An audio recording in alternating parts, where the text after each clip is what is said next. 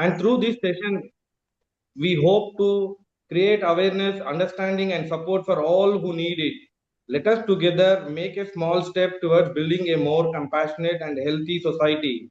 As our Lions International President AP Singh Ji and our district 320B Governor, first servant leader uh, Salva Sairam Raj Garu has been initiated these programs with the collaboration of this Praveen Ji. Regarding Praveen Ji, Mr. Praveen is a professional who has made a career transition to pursue his passion for coaching and counseling people experiencing life issues and set up this coaching and counseling foundation.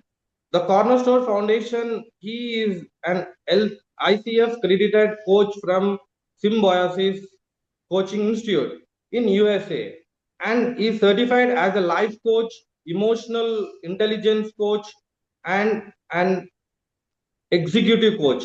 He has done many courses and he had taken many coachings. He has recently added few more leaders to this CAP by completing an advanced counseling program from Counsel India, a certified family counselor and a certified career coach.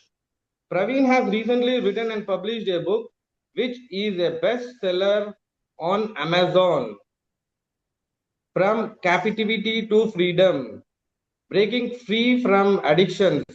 This book includes his personal story.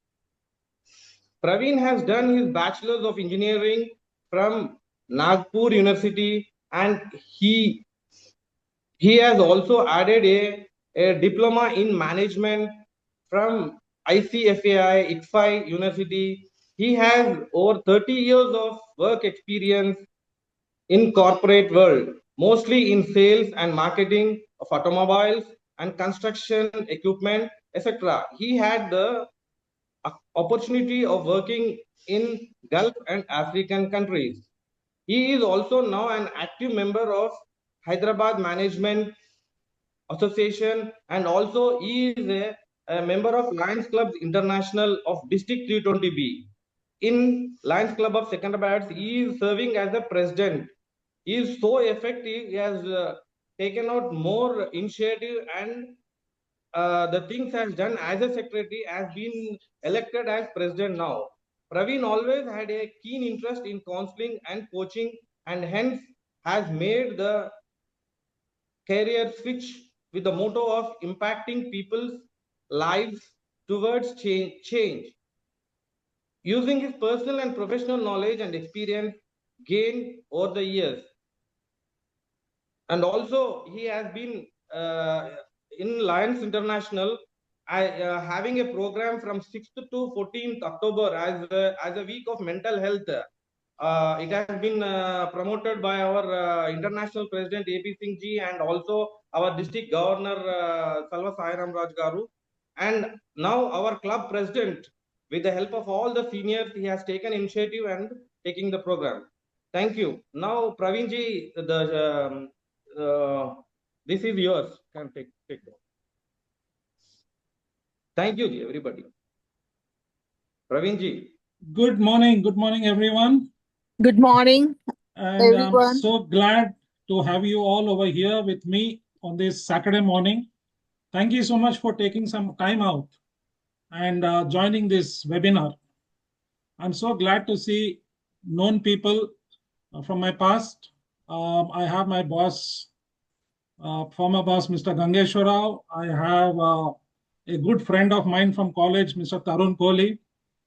I also have the privilege of having our second vice district governor, Madam Lion Avanti Reddy, on this panel, and a very prominent, a wonderful trainer, Lion Nagaraju Garu. Thank you so much for joining, and it gives me a lot of inspiration to have you all.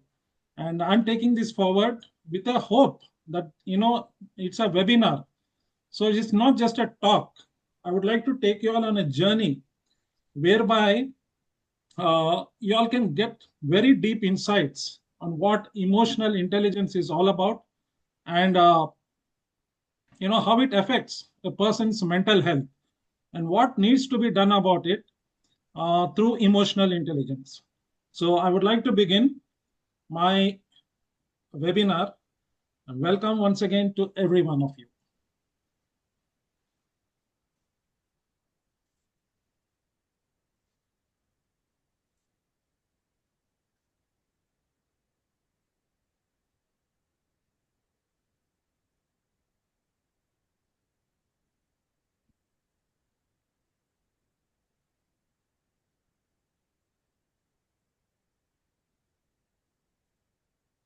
Please give me a second while I'm screen sharing.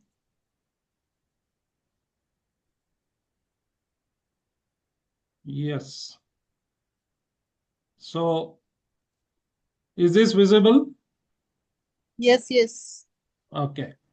So kindly mute yourselves because there could be some background noise that may disturb, and we shall have a discussion after the complete session. If you have any questions or any discussions, we can take it forward. So once again, on behalf of Lions Club of Secunderabad Arts, District 320B, I welcome you all to this webinar.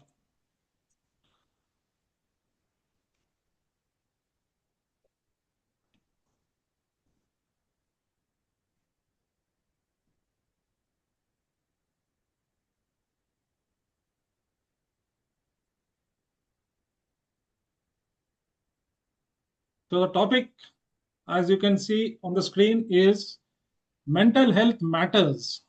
Emotional intelligence holds the key. If you ask me, over this period of time that I've been upgrading myself on, different subjects of counseling, coaching, and all, I find this one topic is the key to a good mental health and can solve many problems of people who have life's issues. Yesterday, the world celebrated the Mental Health Day.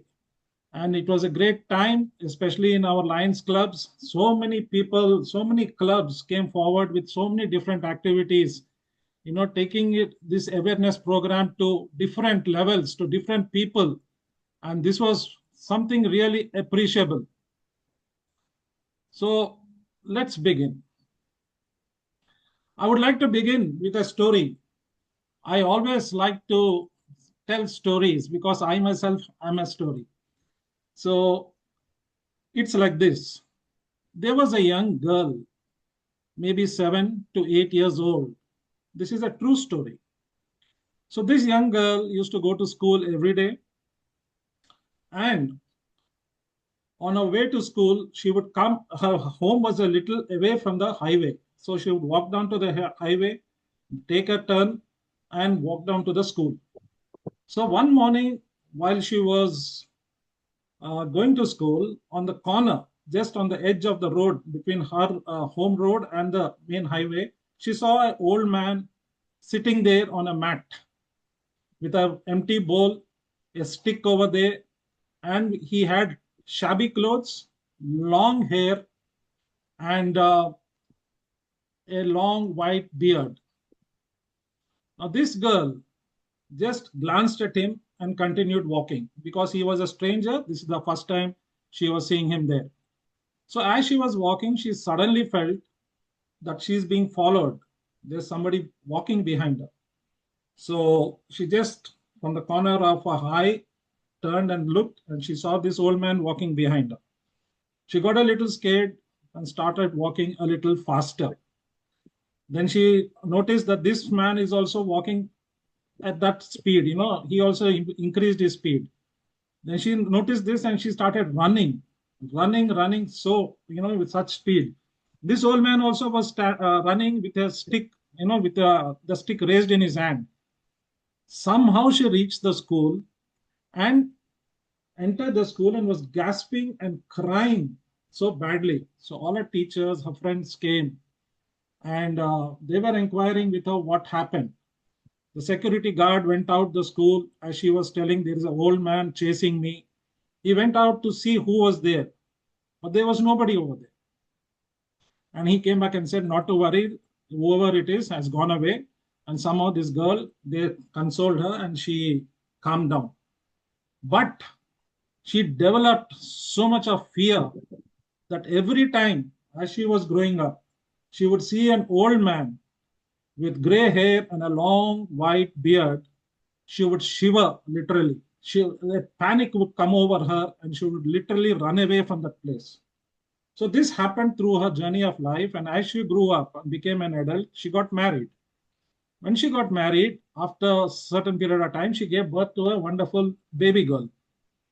Now, with time, this girl also grew up. She was around 2 years old. And whenever this little girl, would see a man with gray hair and long white beard, would literally start screaming and crying so loudly and badly. This would happen without the parents understanding in what situation she is crying. They would suddenly observe her crying. But only this girl knew that she was looking at a man with long white beard and gray hair. So they took her to so many doctors, so many psychiatrists, but nobody was able to give a solution. What could be the reason for this girl to behave in such a way? What happened was she finally went to her spiritual guru. So when she went to a spiritual guru and was narrating the entire story and telling that this is what we are facing with this little girl, he just asked this mother, could you tell me a little about your background, from where you come and what's happening and other things? So she said, everything of my childhood, everything was fine. There's nothing that has happened. I grew up well. I studied well. But then she suddenly understood and said, when I was a child, this is the experience I had. When I was going to school, an old man with white beard and long gray hair was chasing me. And with this, the spiritual guru said, this is the answer to your problem. Whenever in life you are going through this fear of whenever you saw a person who is having this beard, long beard and white gray hair, when you were started to carry this child and the child's brain started developing in your womb, those signals from your brain were transmitted to this child. And this child was carrying the same kind of fear, the panic that she had in her life. So dear friends, from this, we can understand that not everything is fine with a person whom we see. There could be some inner wounds, there could be some inner negative emotions which makes a person react or behave in a certain manner. So this is the basic of my story that I'm bringing forth to you. Based on this, we can go forward.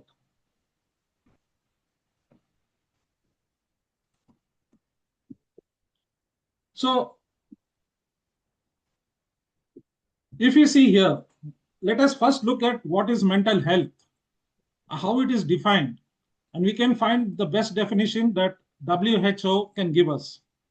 So mental health as per WHO is defined as a state of well-being that enables people to, first thing, realize their abilities. They don't have to sit back and think that they don't have anything, they are not good for anything. Cope with normal stresses, the ability to cope with normal stresses, work productively, and contribute to their community. So in all, if you put it together, it is a state of complete physical, mental, and social well-being. This definition is been given by WHO. If you see certain statistics in India on mental health, studies indicate that around 14.3% of the Indian population experiences mental disorders. Now, there are so many different kinds of mental disorders. You have depression, you have anxiety, you have fear, you have schizophrenia, you have what is it called? Addictions. There are different kinds of mental disorders. And then the National Mental Health Survey in 2015-16 found that 10.6% of adults in India suffered from mental disorders. Depressive disorders and anxiety disorders are the common disorders that the adults, the people in India are facing. And in 2017, depressive disorders accounted for 33.8% of the total people that they, the complete persons who they researched upon, and 19% of them had anxiety disorders. So you see, these two are main: depression and anxiety, which are very common in India. So how does mental health affect also the physical health? Stress, when we have stress or when you have some kind of fear, anxiety, depression, it definitely has an effect on our physical health also. So first thing is, there is a risk of chronic diseases. People with mental health issues easily develop heart diseases, they develop strokes, type 2 diabetes, asthma, cancer, arthritis. And when it comes to lifestyle choices, people, they take dependency because of, their internal turmoil that they are facing. They go to substance, and they get dependent on substances like alcohol, tobacco, and other drugs. They do not have a proper appetite. They have unhealthy eating habits. They don't move around. They lack physical activity, and they have also severe sleep problems, insomnia, sleep apnea, all these caused because of mental health. People say, that we go to the doctor to get ourselves free from some kind of acidity or BP or diabetes. But many a time, it's not just the medicines that that treat the problem, but the problem may be in our mind over here. So if that is taken care of, many of our life's issues can be reduced or removed. So let's now go slowly deeper into the subject. What is the role of our emotions on our mental health? So we'll begin over here. We are getting into the subject of emotions. So first thing, what's the difference between the brain and mind? We know we all have an organ called the brain, which is in the top floor of our body. But there's also something called as a mind. So put it in simple words, we can say that the brain is the hardware, the mind is the software. So it's like a computer. Computer is the brain, and whatever is our thoughts, feelings, that is the software. What we feed our brain, accordingly, that will behave or react in that manner. So this is it. So now there is something called as a cognitive triangle. I would like you all to understand this, because we'll know how our mindset, is our mindset behaves. So there are three things that happens in a person's mind. We have thoughts, we have emotions, and this also signals our behavior. If you can see here, each one of this is interrelated. Our thoughts can affect our emotions. Our emotions can affect our behavior. Similarly, our behavior can affect our thoughts and emotions. All this happens inside our mind.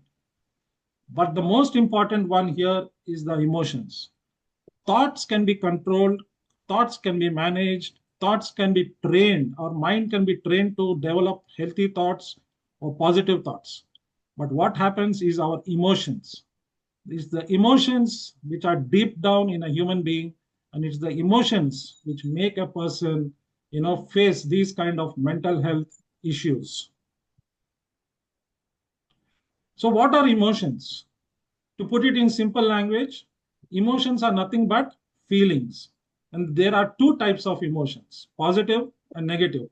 We all know we have different kinds of positive emotions, which some few examples are given over here: happiness, love, gratitude, hope, amusement, self-respect. These are all very good for a human being, and we should develop on these positive emotions. But the problem is with the negative emotions. A person can have fear, self-pity, he can feel ashamed, he can have anger, guilt, sadness. Plus, there are so many others also: jealousy, greed, lust, laziness. There are so many. As we go forward, we will be seeing all these are negative emotions. And these negative emotions can play havoc on a human being, either in his behavior or within his own self. So, since we are talking on the subject of emotional intelligence, let's first define what is emotional intelligence before we proceed forward. So, emotional intelligence can be said that to recognize, to understand, and manage our own emotions. First, it is we. We need to look within ourselves. We need to recognize what are those emotions. We need to understand what are those emotions doing to us. And then we should have the ability to manage those emotions. And secondly, we also need to recognize, understand, and influence the emotions of others.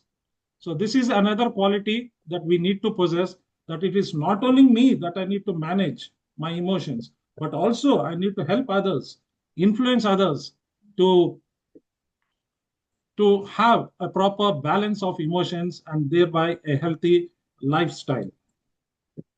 So this is the definition of emotional intelligence. Now, friends, I would like to give you a little more deeper knowledge as we get into some vital information. What you see here is a picture of an iceberg. Now, this iceberg represents our mind. I'll just close this. The iceberg represents our mind. What we see in the iceberg is the top portion, which is normally fragile.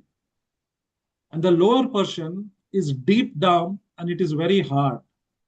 To quote an example, I think all of you would have seen the movie Titanic. Such a huge and such a strong ship was built in England. And the architect of that ship challenged God also by saying, nobody can destroy the ship, not even God. What happened on that fateful night? The ship was passing through the Atlantic and it came across those icebergs, those deadly icebergs. What we observe from the movie is when the iceberg hits, when the ship hits the iceberg, we find blocks of ice falling on the deck of the ship. That shows that the top portion is fragile. But where did the ship get damaged? The ship got damaged from the lower part, in the belly of the ship. The lower part of the ship was ripped open. Why? That's because the lower part of the iceberg is so hard, is so strong that even such a strong ship was destroyed. So this is also a picture of our mind. The outside portion of us, what people see in us, our appearance could be different, but the lower portion may be carrying a lot and lot of weight. That's why sometimes we use the word, he's stone-hearted, he's hard-hearted. Yeah, this can happen. And that is because of certain emotions, again, which play havoc on the mind. So if we see this mind, it can be classified as the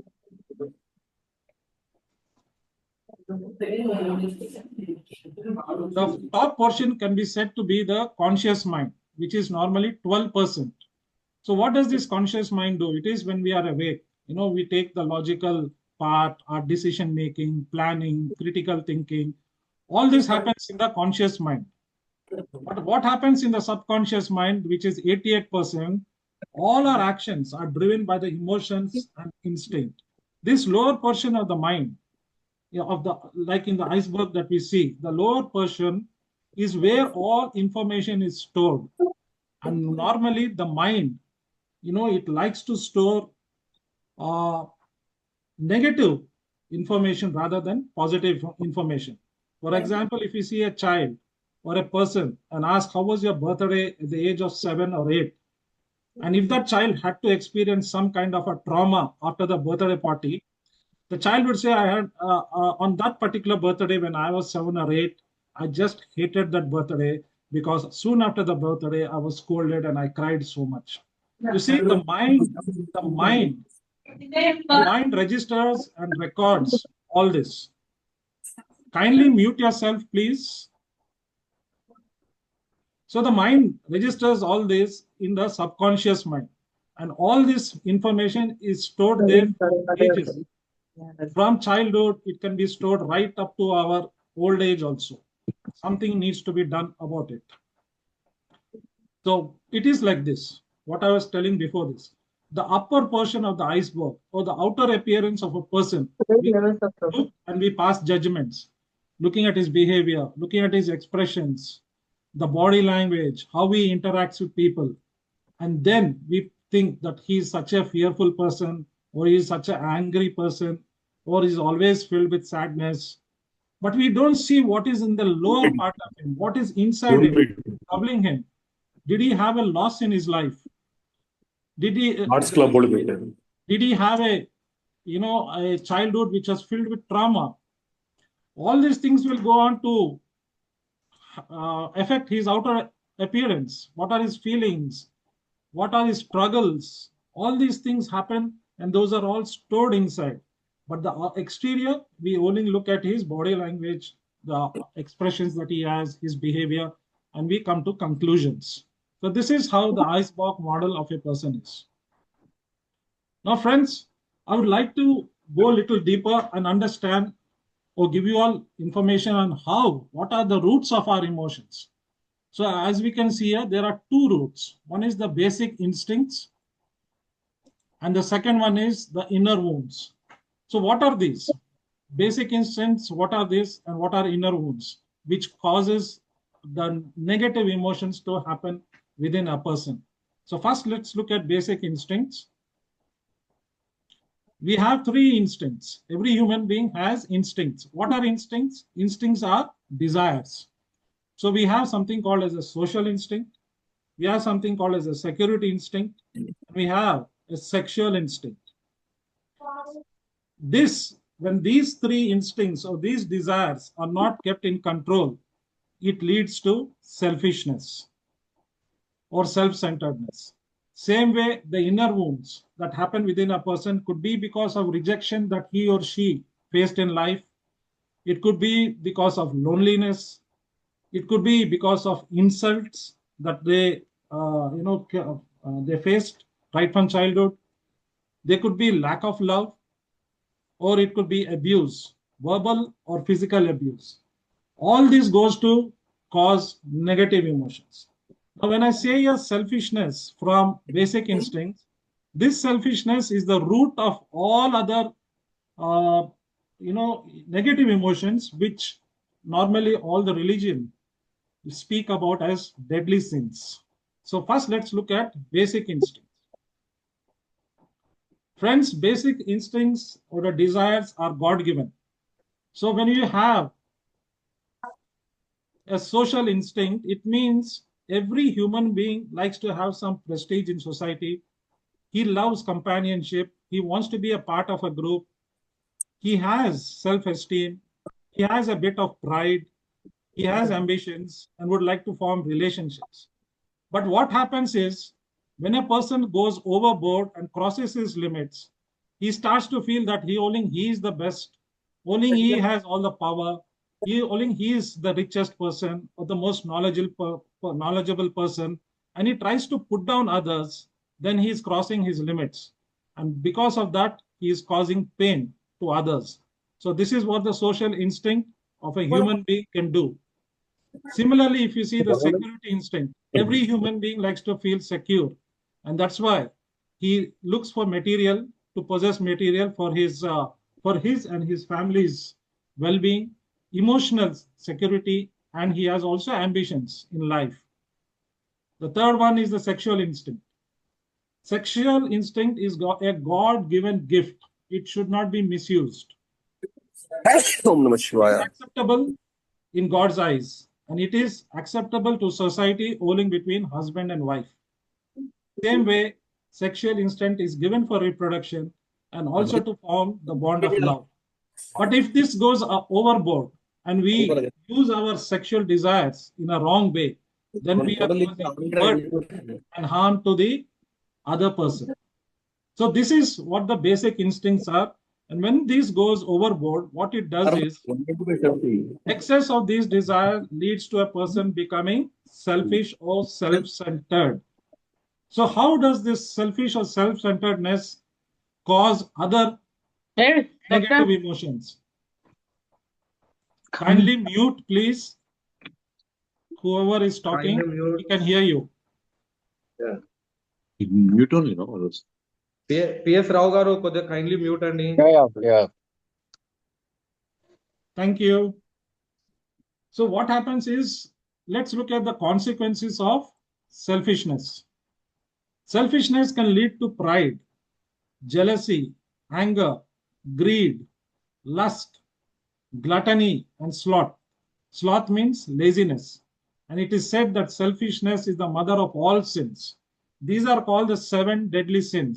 If you find it in the Bhagavad Gita, you will find it in the Quran as well as in the Bible. And if you see excessive of pride is not good. Jealousy eats into the bones. Anger, it's an intense emotion. It can cause a lot of damage.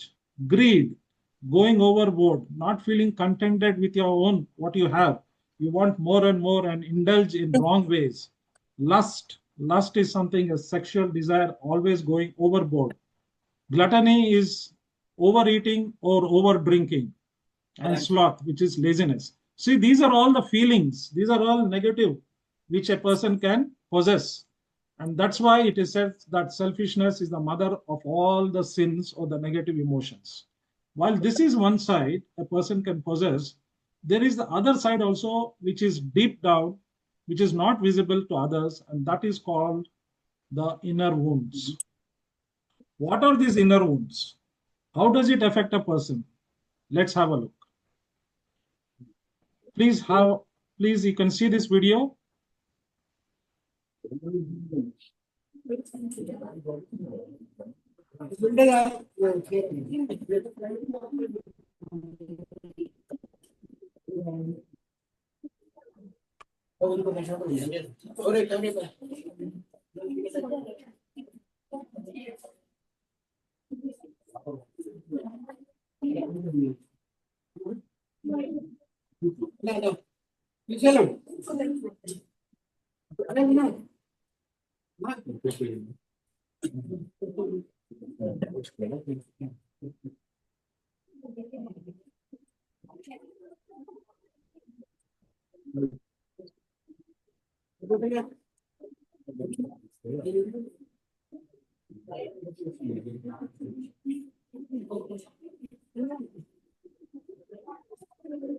So friends, from this video, we have seen how, actions of others can cause inner wounds or, this so-called hurt feelings. The mother in the first side of her she showed so much of anger. The anger transmitted to the son, and the son showed it on the daughter. And finally, the daughter was showing it on the doll. So these children will grow up with those inner wounds, with those hurt feelings. And that's going to stick with them, and they will be reacting in that way. But the other side, when we saw, Srinivas Reddy sir, can you please mute? Challa Srinivas Reddy sir, can you please mute? We can hear you.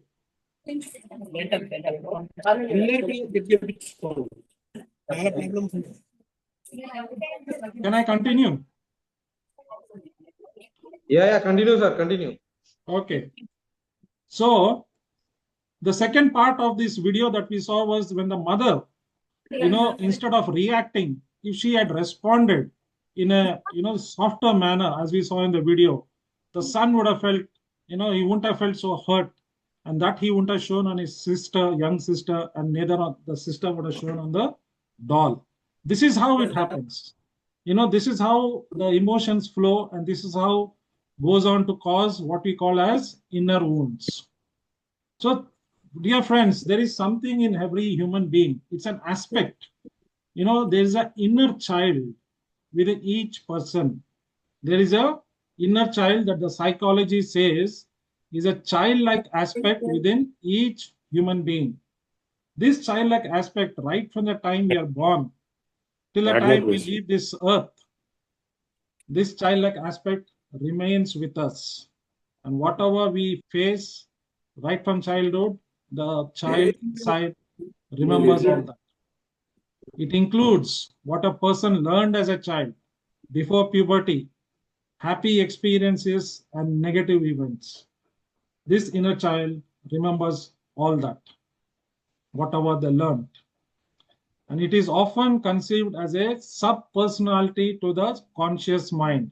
You can say that this subconscious mind, which we just spoke about, is like the inner child, which is carrying all those negative and positive emotions. And mostly it will be negative emotions because the mind cannot easily forget negative emotions. It can forget positive emotions. So, what are these inner wounds? Now that we know about the inner child within a human being, what are inner wounds?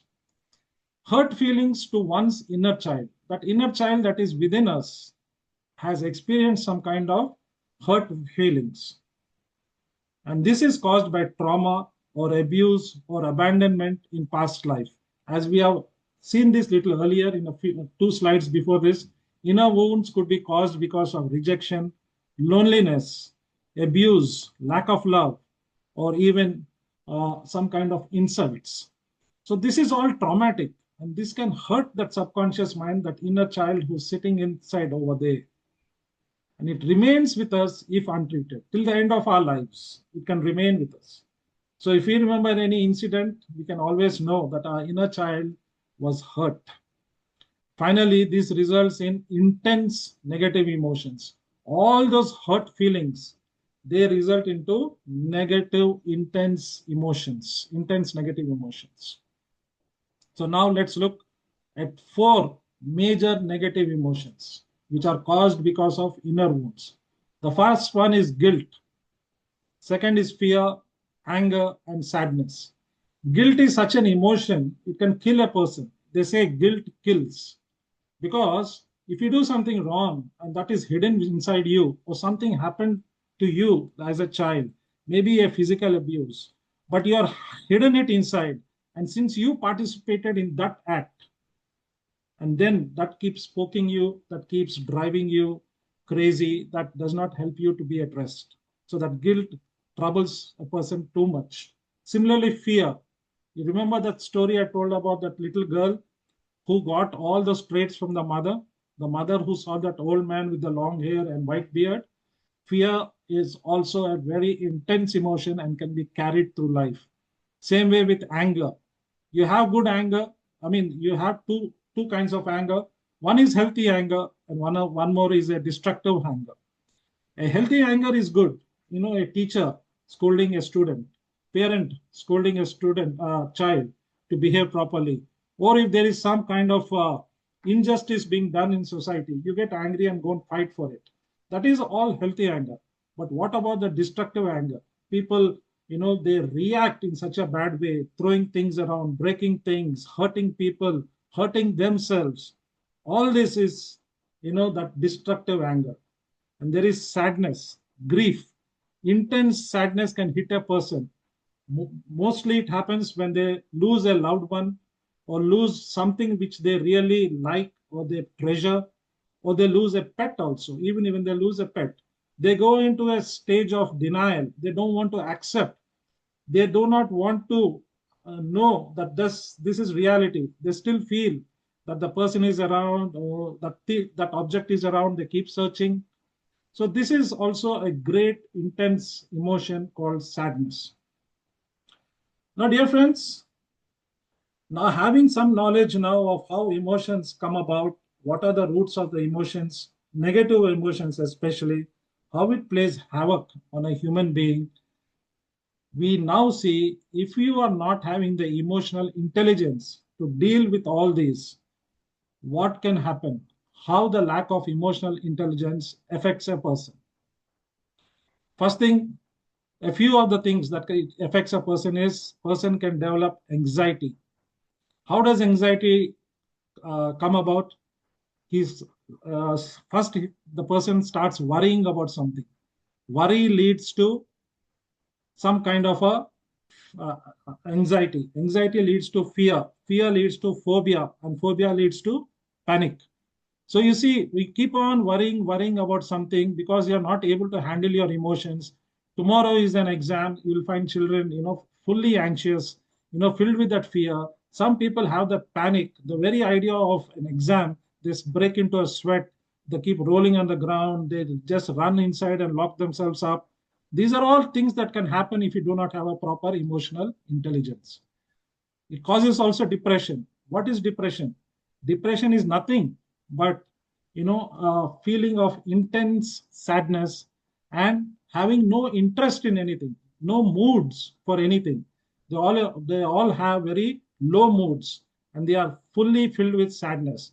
There is also something called as a triad in depression, where a person feels worthless, he feels hopeless, and he feels helpless. So these three things, once a person starts feeling, he goes into depression. We all know about the famous celebrity Deepika Padukone. She went into a depression. Sometimes it can happen because of external overstress. So all these things play havoc if you do not know how to have a balance and manage your emotions. The third one, it can create lack of wellness in body and mind. We saw how mental health can affect the body also. So emotions, if they are not balanced, can play havoc on the wellness of body and mind. Self-criticism. You will find over here a lot of people, because of negative emotions, they criticize themselves. They say, I'm of no use. I can't do it. I can't go there.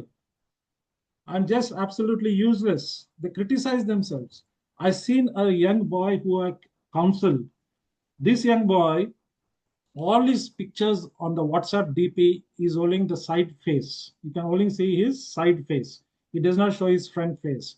So during counseling, I checked with him. I observed something. Why are all your DP pictures only the side view and not the front view? So he said, because my hairline is very scanty. I have a very high forehead and I don't look good. I don't like myself. I don't like why I'm born like this. I hate my parents. They brought me out like this. So that self-criticism comes in because he could not manage his emotions. Demotivated. You feel a total sense of demotivation. You don't feel like doing anything if you don't have a proper emotional intelligence or a proper emotional balance. There's also the great thing that's happening these days. People who have emotional issues, they take dependency on external substances like alcohol, drugs, sex, mobile phone, and internet. This is sweeping across the generations today. From the schools, youngsters from the classes of 7th, 8th onwards, I work in a rehabilitation center. And over there, I find young boys, 7th, 8th, 9th standard also coming into the rehab because of such addictions to alcohol or drugs, mobile phone. Mobile phone today is become a great addiction, not just in these people who are in the rehab, but they're also at home. If you see, each one is having their own mobile phone. Each one wants to sit down. They don't give time, quality time to their own family. Children are away, parents are away. So this is an addiction. There's nothing less than short of addiction. And there's these children who come into the rehab, for example, mobile phone has taught them gambling. And through gambling, they have brought so much of outstanding loans for the parents to clear, 14 lakhs, 15 lakhs. It's mind boggling to hear these kind of things that are happening. So lack of emotional intelligence. And when we talk to these boys, we find out these boys or these girls, they don't have anything where they can go and release. And if they don't find that emotion, that love, or that kind of caring at home, they'll go outside searching for that, for attention. And somebody introduces them to any one of this, then they are gone. Because the brain also gets certain hormones, mood boosters like endorphins or serotonin. These are all hormones which gives a happy feeling. But when they're not getting that at home, what do? They go outside. And these substances, they create that high levels of these hormones, these happy hormones, and the people they become addicts to it. Similarly, strained relationships, especially in families, we can see that husband and wife, they're not able to get together, not able to understand each other, because each person is carrying their own bag of emotions. And when they get married, because they never revealed their emotions to their partner, when they get married, then the emotions burst out in form of anger or fear or sadness, and the other partner is shocked. Same way it happens, vice versa. So these things also bring about a lot of strained relationships, and that's why emotional intelligence, if it is taught right from childhood, how a person should behave with these kind of emotions, or if the child is not allowed to face these kind of traumatic situations, you will grow into a very healthy person, both in mind and body. So the lack of emotional intelligence can affect a person in these ways. Now, dear friends, there are some attributes of emotional intelligence. Let's look at that. Emotional intelligence, as we defined earlier, it consists of 5 attributes. And this was brought about by a great psychologist, Daniel Goleman. And this emotional intelligence, he has divided it, these 5 attributes, which is self-awareness, empathy, motivation, self-regulation, and social skills. Let's have a brief look at each one of them. So as I said, Daniel Goleman, he brought about this model. These 5 can be clubbed in this 4 in this quadrant that you can see over here. First thing is about self. The second one is social. Self means about myself, social means dealing with others. So self-awareness is the ability to recognize and understand your own moods and emotions and drives, as well as their effect on others. What is inside me? What is driving me? And because of my behavior, how is it affecting the other person? Then comes the self-management. What do I do? The ability to control or redirect disruptive impulses. Disruptive impulses, the propensity to suspend judgment and to think before acting, is self-management. What I do, who I am, my inner self. I'm talking about my inner self, not my graduation, not my post-graduation, not my degrees, but who I am inside, my inner self. And what do I do? So I first need to have a self-awareness and then self-management. And then when it comes to others, it is social awareness and social skills. Social awareness is the ability to understand the emotional makeup of other people, skill in treating people according to their emotional reactions. So there are other people also whom we come across, maybe in our offices, in our neighborhood, in our clubs. So when we meet them and understand what they are going through, we are able to recognize that some emotion is troubling them, then probably we can influence them, that how they can come out of those negative emotions. And then there is something called as social skills, because a human being with negative emotions cannot perform in society at peak performance. So he needs social skills also. The proficiency in managing relationships and building networks, and ability to find common ground and build rapport. It's like having the skills of networking, building bonds. All these things are also required for a human being. So this as such is the emotional intelligence model. Looking at each one of them very quickly.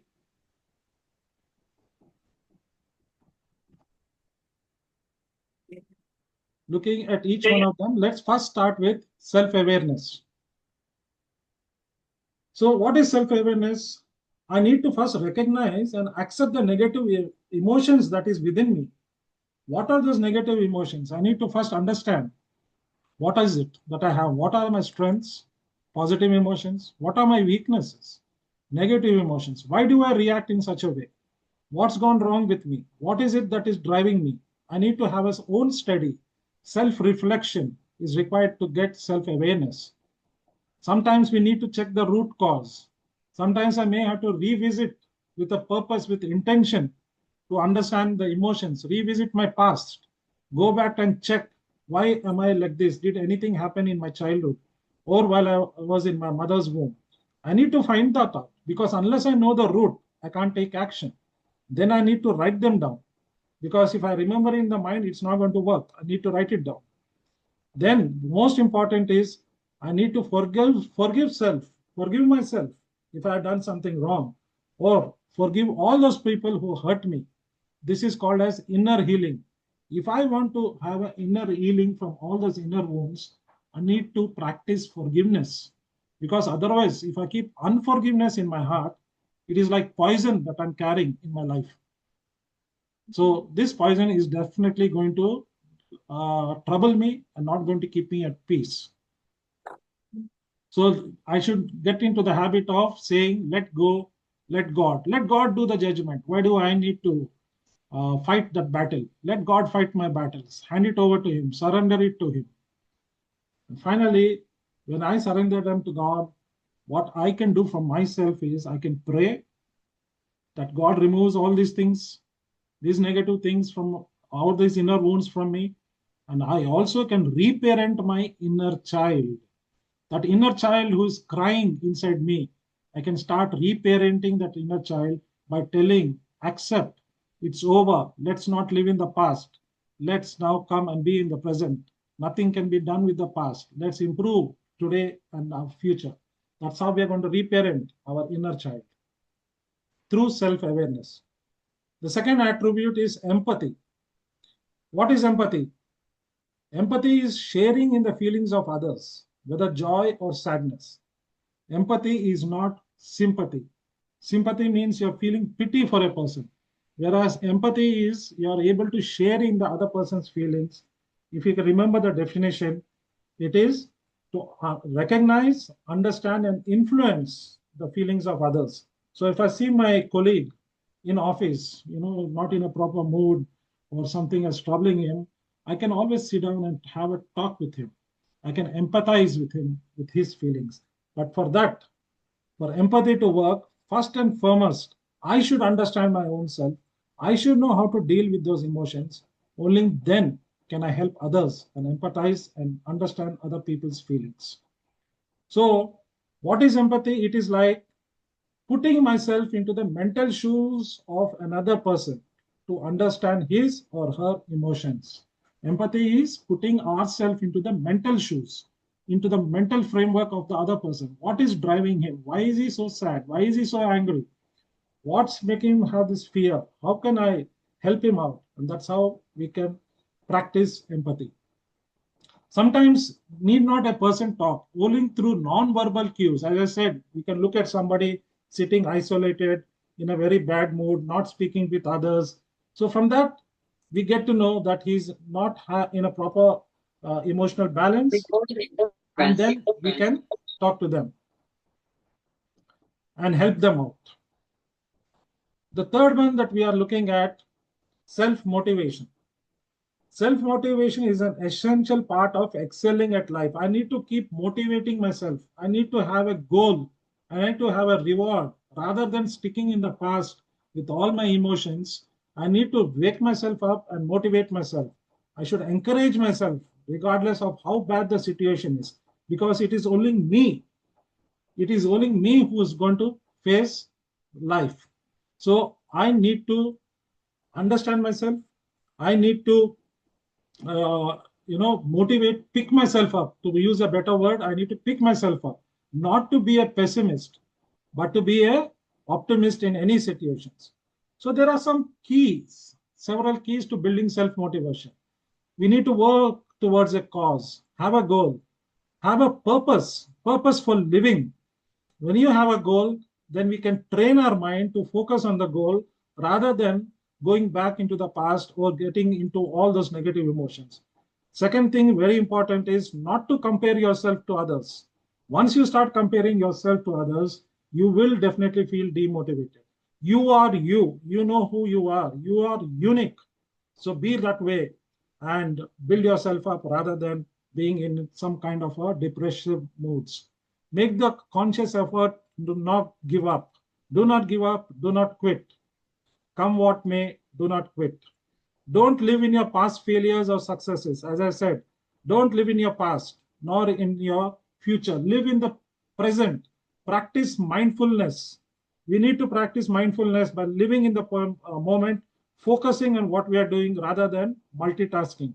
Focus on one thing at a time and use positive thinking. What is positive thinking? I can use positive affirmations. I can talk to myself. I can reparent my inner child by telling, I am blessed. I am a good person. I'm a good student, I'm a good worker, I'm a loving person. So like this, when I keep using the word I am and I attach a quality word with it, then that is going to reparent my child also. My mind is trained to think positive. The other very important thing here is to have self-control, which is the third attribute of Daniel Goleman's emotional intelligence model. What is self-regulation is another term for self-control. So we regulate our emotions. We know we have these emotions. We understood that these emotions are playing inside us. We need to regulate them. So the art to find a balance between expressing one's feelings and avoiding unnecessary tension is self-regulation. I know I'm getting angry. I know I'm feeling sad, but I need to regulate that emotion and express myself in a more positive way. Those negative emotions will keep troubling me, but I need to handle them and manage them and express my feelings in a much positive way where I can radiate energy. We need to develop coping skills to avoid negative forces. Those negative forces like anger, sadness, anxiety, etc. So some coping skills are deep breathing. Like when you are angry, deep breathing helps a lot. Step away from the issue. Don't be over there. Use positive thinking. Use relaxation techniques, yoga, meditation. All this is going to help to develop self-control. That's important. We are looking for self-control. How do I manage my own self? And for this, these are some coping skills. Now, the last one is the social or life skills.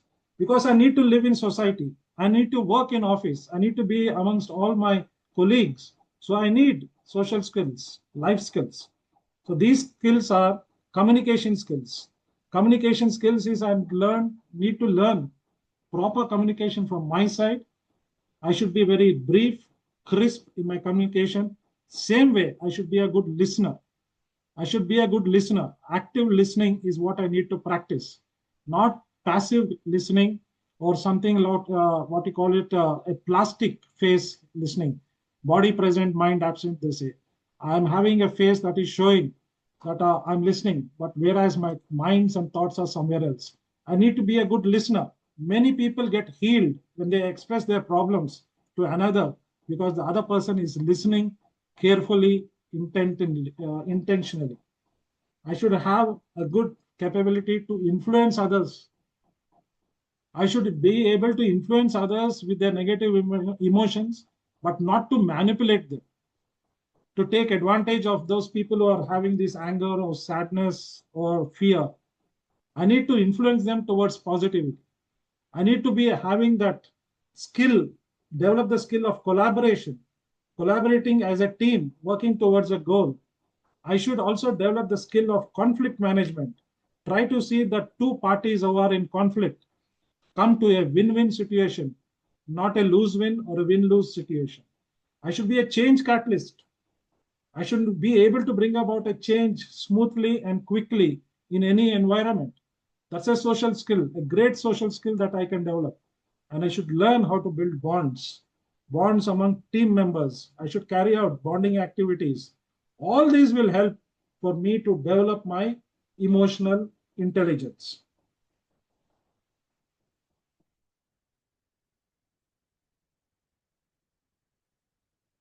Now, what happens? What are the benefits of improving emotional intelligence? Sorry. I can be assured of having a better health in mind and body once my emotions are managed well. I can adjust myself in different environments. I can, even if I go to a new company or I go to a new country or I go into a new club or I go into anywhere, I'm able to adjust myself very well because my emotions are in balance. I know how to manage stress, external pressure because of my emotions being in balance. I improve my problem solving skills. I have a better control over myself and over others. Then also, I'm a better employee, and when I'm a better employee, I'm considered for leadership roles. Dear friends, education is only, the certificate is only an entry into a company. But what matters is emotional intelligence. person having high quality of emotional intelligence is given preference for leadership roles as compared to others who do not know. Because emotional intelligence is the game changer. Emotional intelligence is where a leader will be able to drive his team towards a goal as well as to maintain a balance between the management and his team. And for that, he needs to be emotionally intelligent. And there's also a better work-life balance.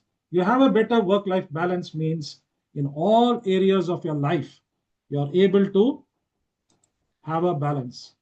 I'm not sure if all of you all have heard this, that there is something called as the wheel of life in every human being. In every human being's life, we have responsibilities in these 6 areas of the wheel of life. The first one being family, the second one career, the third one being finances, our finances, the fourth one is our health, the fifth is society, and sixth is spirituality. When I say spirituality, it doesn't mean religion. Spirituality is above religion.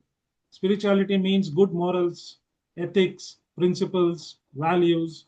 This is what spirituality. So in all these 6 areas of my life, if I'm scoring high and I'm able to create a balance, then I have a very good work-life balance. And for that, emotional intelligence helps to a great, great extent.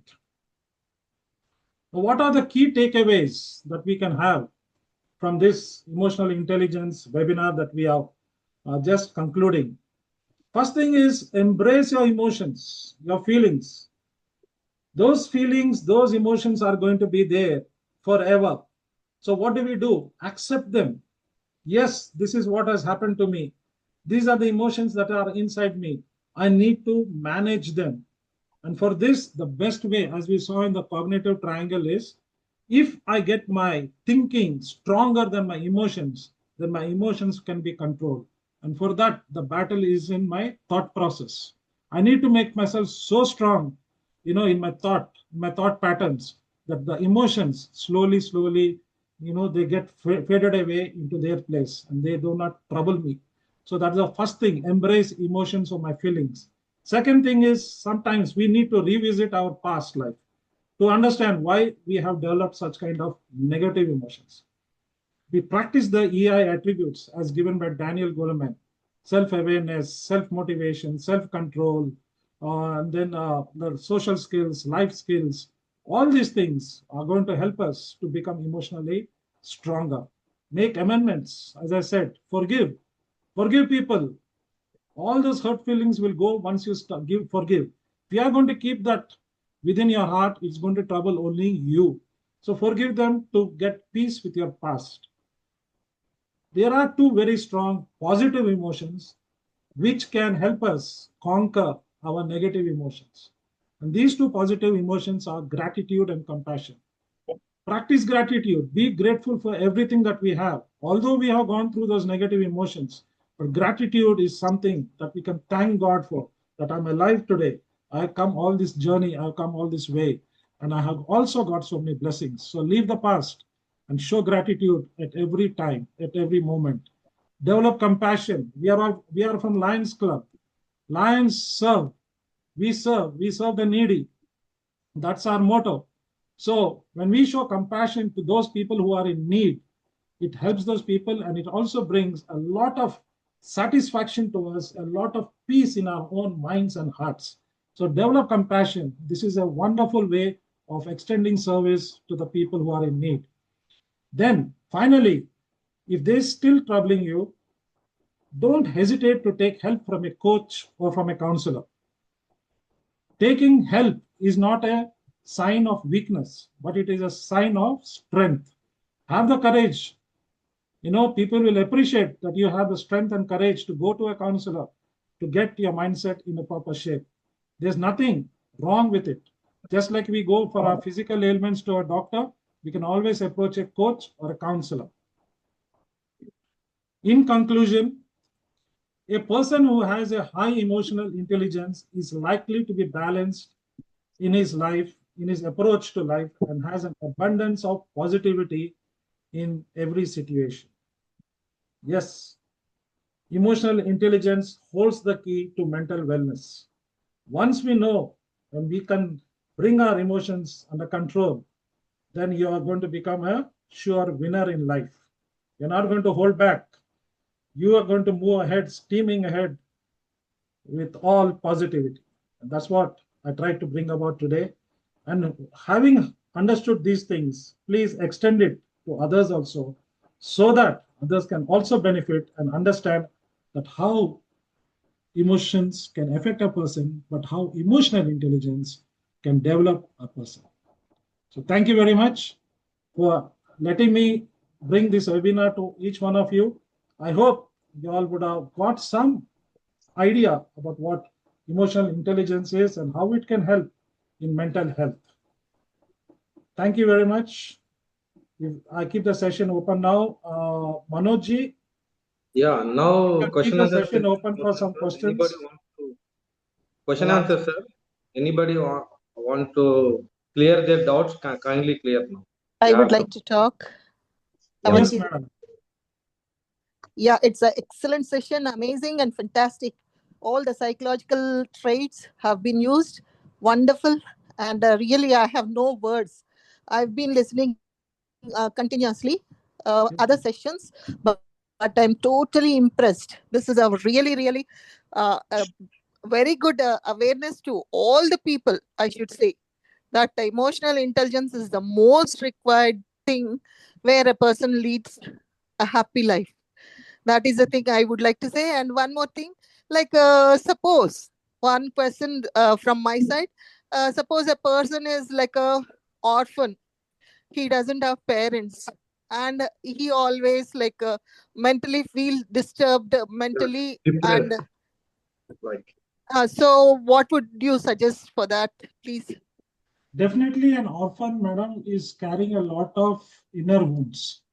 Yeah. Has a lot of hurt feelings because he could be rejected by other people. He could have that great sadness in his heart, or it could have a lot of anger because his parents have left him. So Yes. an orphan of that kind, all he needs is something called as a CBT. Okay. It's called as a cognitive behavioral therapy. In Okay. this, we sit down and talk to the person and try to change his thought patterns, try to Uh-huh. develop him through emotional intelligence, Yes. and also how to control, whatever external forces may be hurting him. So it's Uh, a holistic program where it okay. doesn't happen with just one sitting, but Mhm. we can sit with the child at least for 4 to 6 sittings to initiate the process.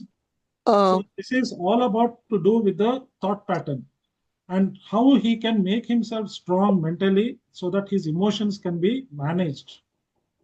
mhm. That's one way you can do it. uh, Now, like he's an orphan, no doubt he's not staying in a like a home, but he's staying independently. Like in that case, who will identify his qualities of this mentally imbalanced? Then who is responsible for that, and how can he be taken care? That is the other question. If we know that such a person is available there and he's an orphan and he has certain mental issues like he's in probably in a depression or there is something happening to him, I think from our side itself we can approach him. We can try Okay. to extend our help to him Yeah. and tell him sit down and talk to him. First thing we need to listen to him. Yes. Such people carry a lot of resentments. They carry a lot of hurt feelings. They want somebody to sit and listen to them. And Okay. once they pour out everything, half the healing is done, more than half the healing. Then afterwards, you can take him on a journey of trying to change his thought patterns. I Uh, think Lions Club can play a great role over there. yes. Uh, do you mind asking me one more question, Yes, please? please, madam. An adolescent, like, is being every now and then being taunted by the parents, Yeah. especially the mother. And then at a little after crossing the adolescent stage, then that boy, he had turned into a arrogant nature. He doesn't have his own mother, but stepmother, and he has fallen into love, and he's not listening now. and the girl also is something like very stubborn. So that girl is also brought up in the same manner, where um, like parents, especially the mother, again has been like every now and then being like arguing and scolding and so on. So automatically the child will definitely be disturbed, right? Yeah, sure. So now almost like if the child is in like 20, after crossing the 20, the child has become so stubborn that she doesn't listen. So in that case, what would you suggest, please? See, madam, this is a very common issue that is happening among children. Yeah.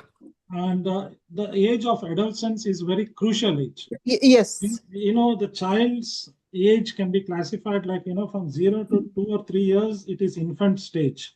Yeah. From 3 to 4 till up to the age of 11 is childhood. From 13 onwards up to the age of 19 is adolescence age. Adolescence age is where a child wants to have his own way. Yes. Point one. Point two, he tries to break away from the family's authority and tries to break away from the family's control over him. Yeah. This is a natural phenomenon that happens in any child. Okay. Now, what happens in adolescence age also, his thinking levels have increased because of his exposure to the outside environment. So while he's seeing other friends, other children who are, experiencing these things, he starts having judgments on his own family. Okay. What happens is in adolescent stage, since he is now more into the external world and is not getting that care and love from his stepmother, he is developing a lot of hurt feelings. The tendency is that he will search for love and affection outside. Yes. Once he is finding love and affection outside, he will start getting arrogant towards the family. Yes. Because he finds them to become their enemies. Okay. He feels his mother is an enemy. He feels father is an enemy. He feels that the home front is hell. It's outside. That's why you see such kind of boys always want to roam around outside. They are not focused on the studies. They develop a lot of hurt feelings. So by the time they reach 20, okay, or they get into adulthood, their mental framework is already formed. Yeah. That's a dangerous thing that can happen. The child's mind is totally formed, and then he develops that kind of, resistance towards the family. He wants to get into the outside world. He gets influenced to addictions. He gets influenced to, this love, so-called love. It is a love, not a pure love. It is love that he is finding dependency on somebody who's listening to him. Yes. Recently, I counseled 2 youngsters who are in 10th standard, a boy and a girl. Okay. Both of them are from the same religion, same community, same caste, everything. Okay. The boy and girl are facing hardships in their own families. One boy's father is an alcoholic. Okay. Girl's father and mother are very, very strict with them. Her and all that. Yes. Now, these 2 friends found each other in school. They share their experiences. Now, both of them want to leave their home and go out and be alone. These are all driven. This is all driven emotions. These are all driven right from the environment. That's why they say there is something called mental health can be also affected by 3 things: internal environment, external environment, and also genetics. Oh yeah. So internal environment is all this that he is experiencing, inner wounds that he is developing. External environment could be because of the peer pressure, or because of networking, or because of friends. Yeah. Sometimes genetic disorders can come through the family line. So this boy, whoever he is, and he is facing these kind of things, he also needs to be sat down with, and he needs to be told that the reason of this, and also his mother should be approached. Do you think that the girl can be changed in such an environment where now she has become so stubborn that not at all obeying the parents? The parents need to be talked to, and the girl needs to be also talked to, that she needs to have a goal in life. She needs to start pursuing things which are more productive rather than having these feelings. She has to be counseled. She needs counseling. Yes. Thank you so much. Thank you, once madam. again, Thank you for the good congratulations to questions, you. madam. Thank you, madam. Thank you, I hope that madam. was Good useful. questions. Second VDJ Garu, thanks a lot for attending the program. Thank you. It's my pleasure. And Thank you, madam. thank It you was an once honor, again. madam. It was an honor of your being with us. I'm really interested in your session because the other day I have seen you in the passion group where you were talking to the children. So I was totally inspired, and that is how. And earlier also I had a good opinion about how well you speak and so on. But at the same time, the other day when I have seen the this same program, mental health and Yes. well-being, so I was totally inspired, and that's how I don't want to miss. And I was cooking while I was listening the whole session. So don't mind, my video No, is off. thank you very much. Thank you, Once madam. again, congratulations, Mr. Praveen. Thank you, Okay. madam. Thank you very Yeah. much. Thank you, madam. Go ahead, Tarun, sir. Mr. Tarun, Any you other can- questions, sir? Sriramulu గారు మీరు ఏదో అడుగుతా అనుకుంటున్నారు. Can I, Mr. Praveen? Tarun, yes, please. Yeah, Yes, Tarun ji. yes. How are you? Thank you. Thanks for this excellent insight. Means Tarun is my old college mate. In engineering college, we were glad to together meet in the everyone. same batch. It's a pleasure to have you, Tarun.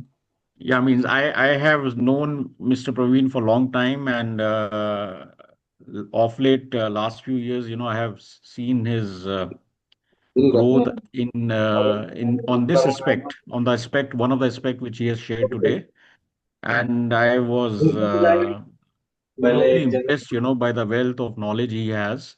My question, Praveen bhai, to you is basically, though we all understand whatever you explained us today, but as you can see, the audience, most of us are in our mid 50s or 60 plus.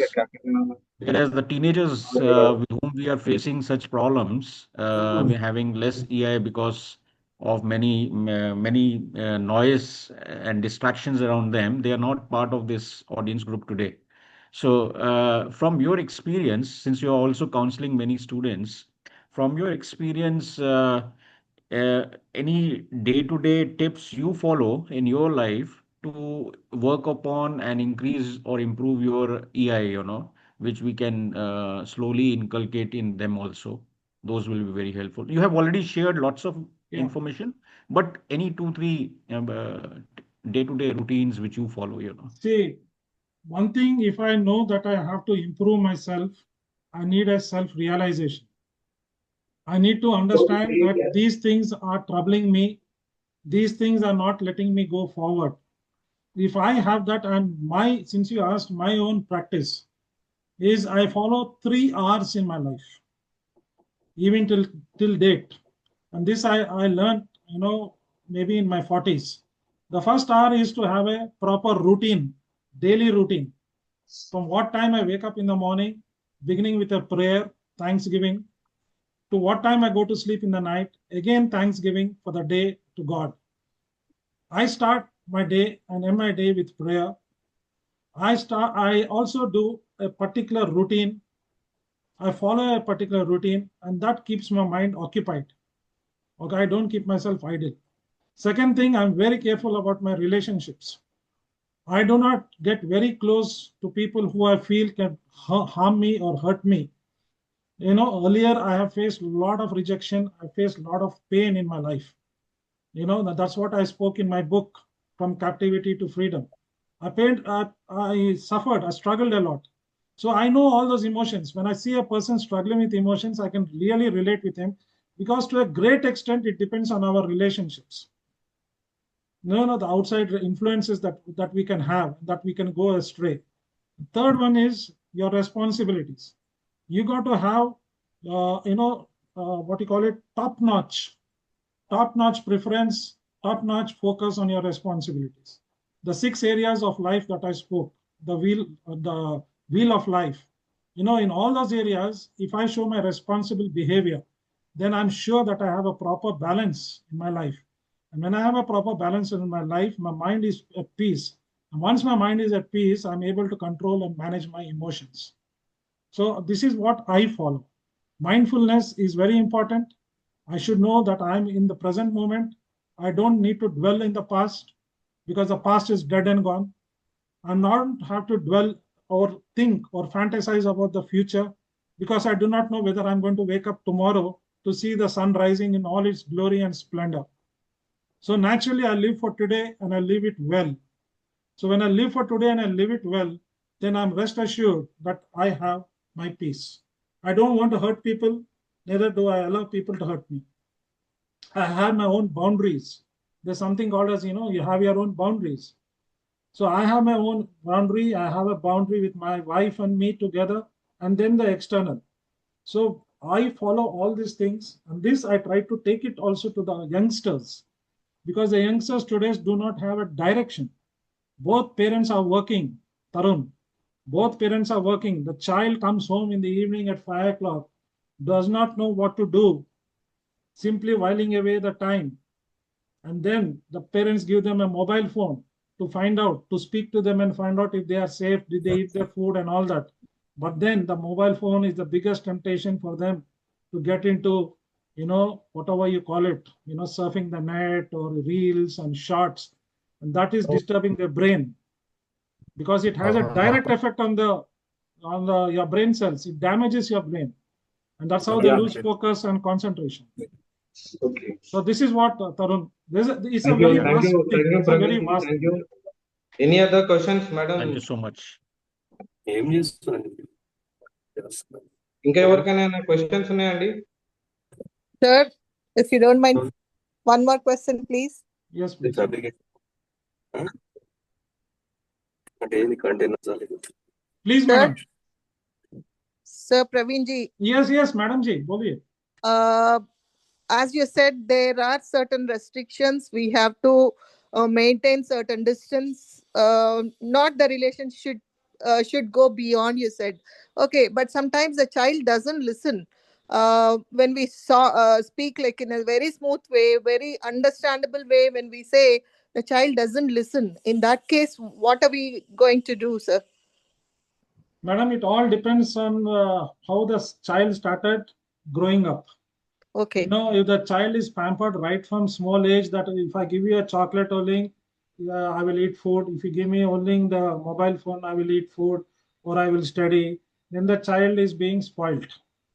Okay, the child starts putting his own demands, his own expectations, and that is not happening. And instead of that, the parents are shouting or telling them, come on, that other person's child is studying so well, you're not doing so well. This all starts becoming a resistance factor in the child. Once the child starts developing these kind of feelings, he is just moving away from the boundary with the parents, getting into the influence of outside. We go daily to a school. We are counseling, my wife Anita and myself, we are counseling students, and we come across these things, exactly whatever question you have asked. And the reason is because, you see, everything begins from the home front. In fact, as I said, the child, right from the time the child is in the mother's womb, all influences happen. Even I have studied psychology, but I didn't know that the child will be affected when he will be in the womb. Yes. I didn't know that. This is a new information. I got it from you, sir. Madam, it is very simple. You're a mother, madam. I know, you sir. Had a child. You carried a child. Yes, now, if there was some anger issues or something that happened, I'm sorry, I'm not quoting you. No. Saying you can relate. I'm saying if you relate, you can relate. Suppose now, for example, let me tell you, I'll give you a small story and we can close. Okay. Yeah. There was this couple who got married, a love marriage. Okay. Mm-hmm. And the husband made it clear that let's not have a child for a certain period of time. Okay. And this wife agreed to. So this husband was working while the wife was at home. So the husband would come home every day late. He would come drunk because he would say he's going out with his colleagues or whatever it is. And by the time they go to sleep, it must be 11, 12 o'clock, like that, every night. Okay. While this lady is at home looking forward for him to come back. So one day what happens, she got to know that she is carrying. Okay. She goes to the doctor, and the doctor confirms that, yes, you are now pregnant. You're going to become a mother. Mm-hmm. She is all excited. She's so happy. She comes home, she buys sweets on the way, and she's at home. And now she's waiting for the husband to come so that she can tell the husband the good news. Okay. She forgot what the husband had told earlier. So the husband comes as usual late in the night, 10:30, 11. When he comes home, and then after some time, she breaks the news to him, saying that you are going to become a father. he immediately reacts and all hell breaks loose, and he goes on a very abusive way. Physically he's abusing her, as well as using very bad language, shouting on top of his voice, and she is crying so desperately. That night passes by. Next day, this girl packs up her bags, tells her husband, I'm going home. And the husband goes home. The wife tells, I'm going home. She goes to her parents' place and she stays there. After that, the child is born. Once the child is born, again, this couple experiences one, funny thing.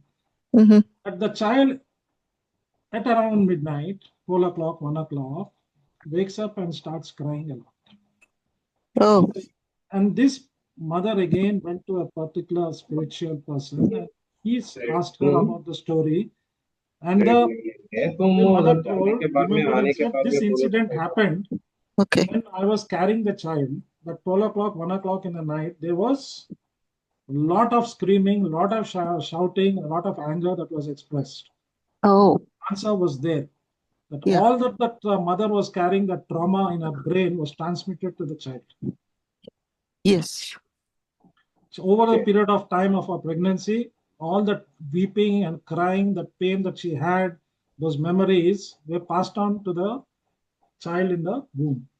So definitely, madam, it is said, no, if your mother is carrying the child at a certain period, what we are speaking outside, the child can hear. Yes, I know that.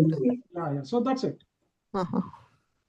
Anyway, Manoj, thank you so you're much. welcome. Thanks for the And question. Manoj has given us a very good introduction about you. I came to know through Manoj's introduction about your great studies and the way you are working. Thank you once again, all of you. Thank you very much. Thank you, everybody. Yeah. Thanks for joining. I hope it was useful and you all can take it forward to your friends and relations. Yeah, any one question, last one question, sir. Good morning, can I speak? Good morning, can I speak? Yes, please.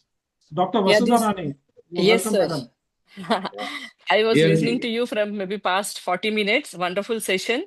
Thank you. I'm madam. here just to invite you people for tomorrow's our grand finale of our whole week of our mental health Yes, week, which we 320B is conducting. Yes, that's so I from 3 o'clock, request no? whoever is there on this wall, please do attend. Yes, 3 o'clock It is- to 5, it we'll is be from having a 3 p.m. discussion with eminent psychologists. 3 to 5. 3 to 5, okay. 3 to 5, sir. Okay, ma'am. And we are having a music therapy session also. Okay. So I request everybody from arts to please represent your club, be there. We can learn something, we can share something. Yeah, this is a good idea. Definitely, we'll be there, ma'am. Thank you, Praveen bhai, Vasudha kindly share name of your book. One of the attendees has asked for that. So if you can Yes. share the name of your book, please. The name of the book is From Captivity to Freedom, Breaking Free from Addictions, which is available on Amazon. And in that book, I have also spoken at large on emotional intelligence. From Captivity to Freedom, Breaking Free from Addictions. And this has, by the way, this has become a bestseller on Amazon in its own category. Very useful book. Praveen, can I speak? Yeah. Who's that, please? Mr. Hassan here. Yes, you see me? please. Yeah. Yeah, After a long time. yeah. Thank you so much for the session.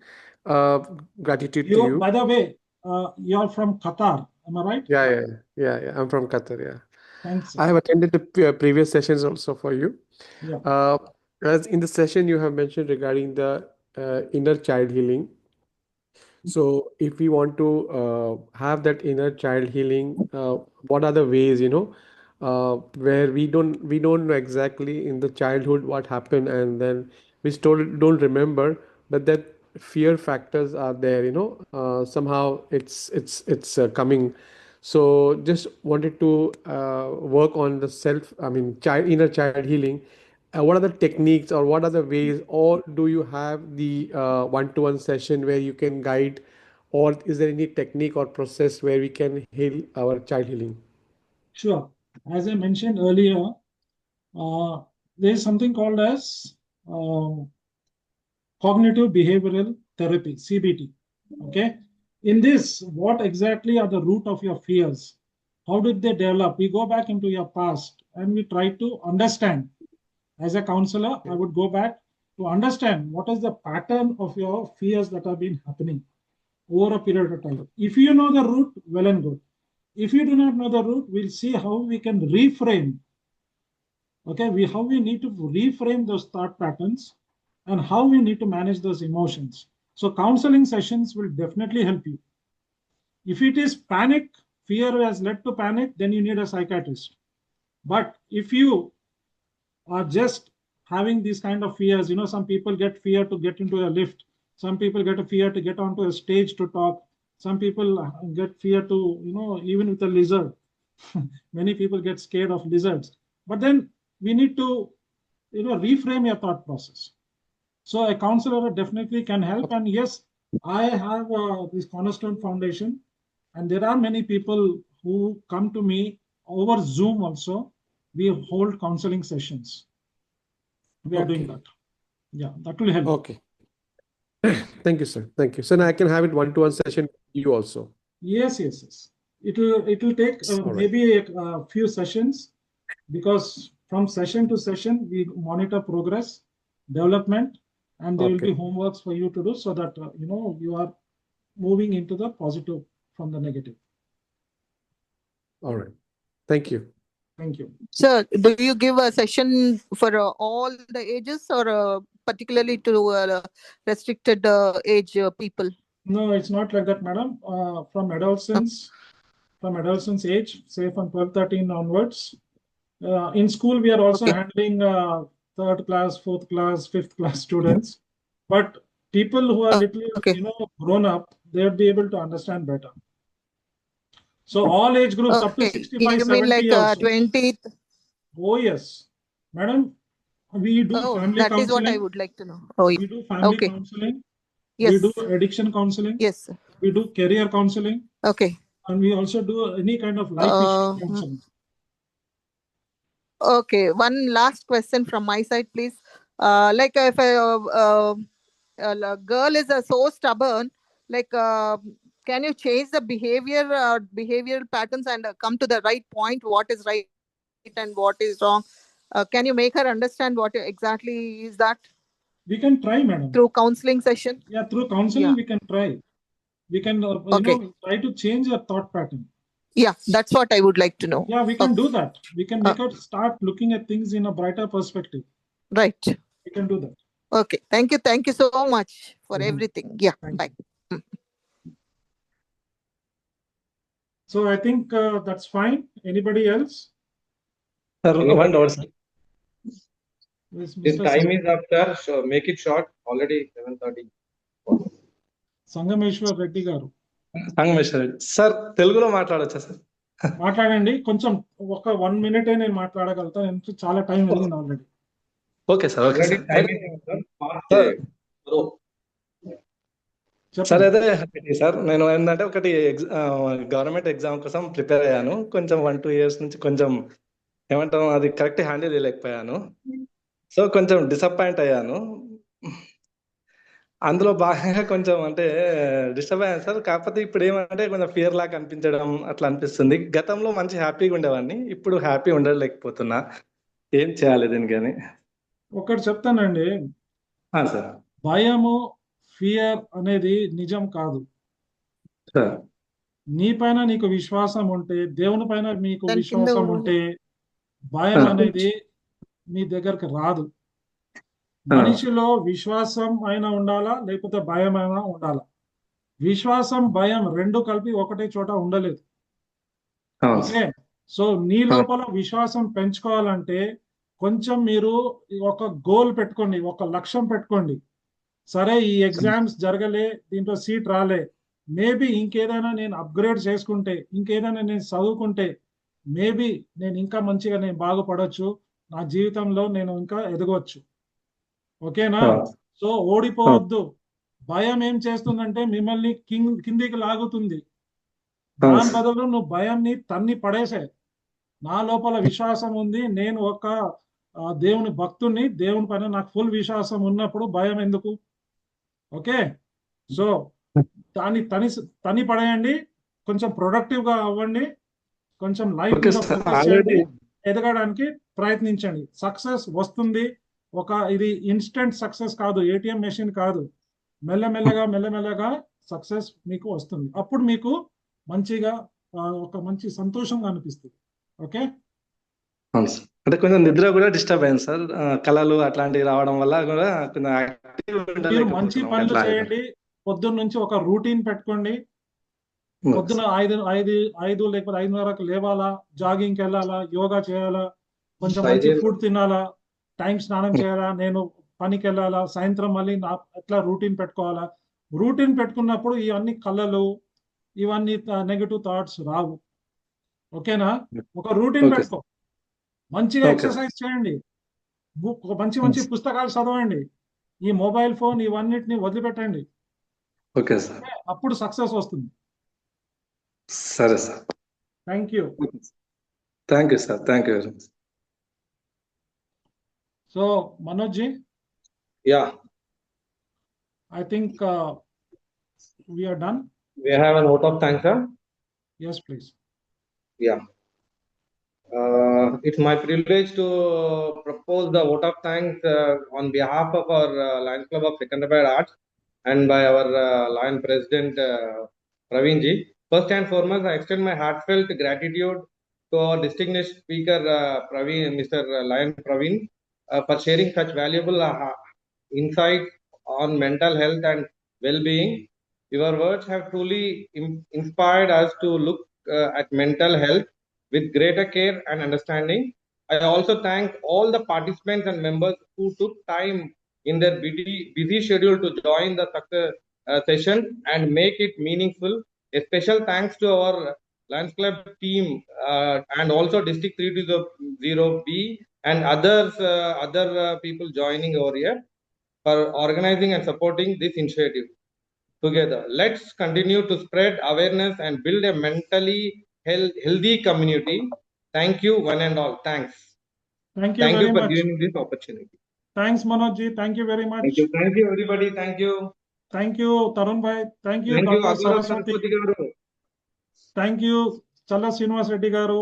Thank you, Thanks, Jayanti everyone. Thank you, madam. Srinivas Reddy garu. Challa Srinivas Reddy garu. Thank you, Andy. Prati okkariki Avanti thank madam, thank you so much.